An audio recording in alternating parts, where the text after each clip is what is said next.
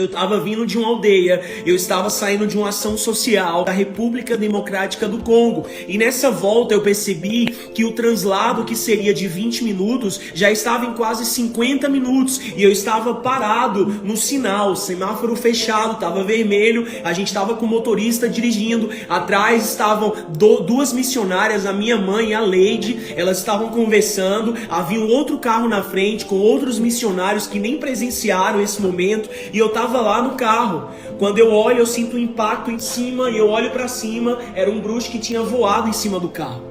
E eu tinha ouvido falar isso várias vezes, mas eu achava que era misticismo, era exagero, que bruxo que voa, isso é conversa, quem já viu bruxo voando? E quando eu olhei aquilo, eu perguntei para o chofé, que era o motorista, né, chofé em francês, eu tava no Congo lá, a língua é francesa, e ele olhou e ele falou, você tá vendo? Eu não tô vendo. E eu, como assim você não tá vendo? Eu não tô vendo.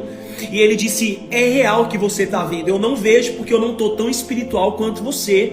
E naquela hora que eu vi aquele bruxo, ele saltou de cima e veio para o capô do carro.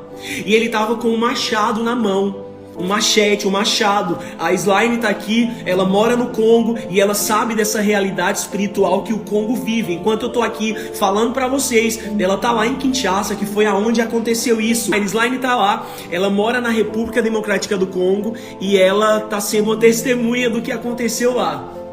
E isso é real. E naquele dia, quando eu vi aquela realidade, aquele bruxo com o olho todo dilatado, ele não tinha nenhuma parte branca no olho, tudo era preto. E um desses bruxos que eu não sabia que era bruxo, por isso que eu quero te dizer, querido, se liga no espírito.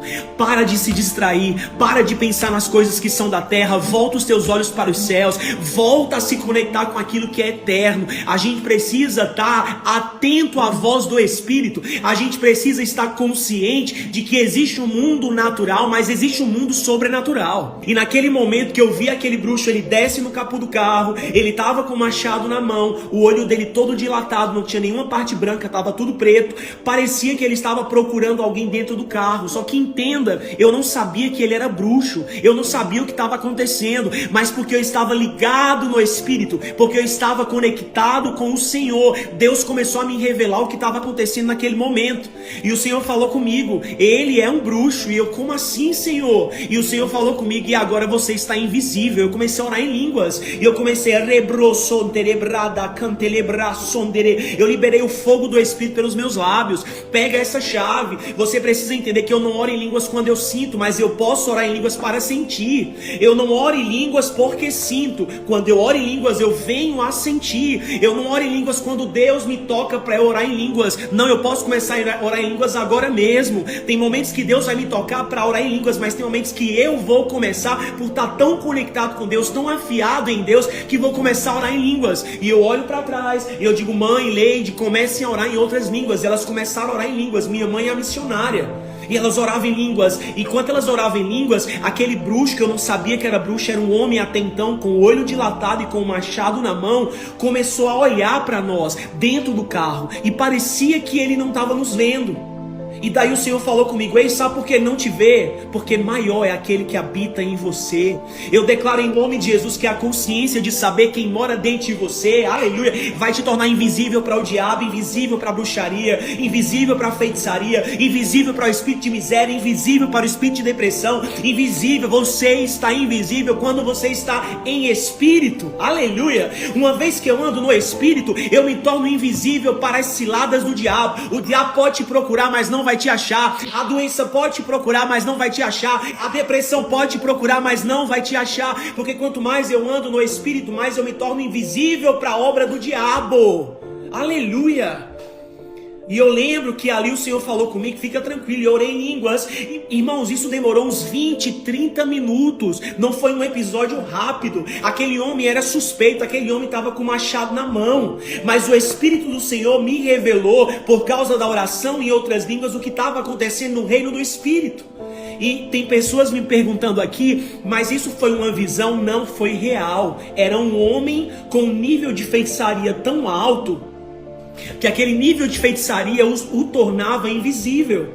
Então não foi uma visão, aconteceu, foi real. O mundo espiritual em alguns países de África é mais real do que o nosso mundo natural. E isso também aqui no Brasil é real. Eu preciso entender qual é o meu papel no reino do Espírito. E o meu papel no reino do Espírito é paralisar a obra do diabo e acelerar. Oh meu Deus do céu, o tempo de reinado. Eu preciso estar tão conectado em Espírito, o diabo vai ter medo de você. Eu quero profetizar no dia de hoje, o diabo vai correr de você. O diabo vai ter medo de você, porque maior é aquele que habita em você, aleluia. Então, aquele trecho que demoraria 20 minutos, demorou 50 minutos, quase uma hora. Quando nós voltamos para a base, depois de termos sido livrados disso, que eu nem sabia direito o que era, o telefone tocou.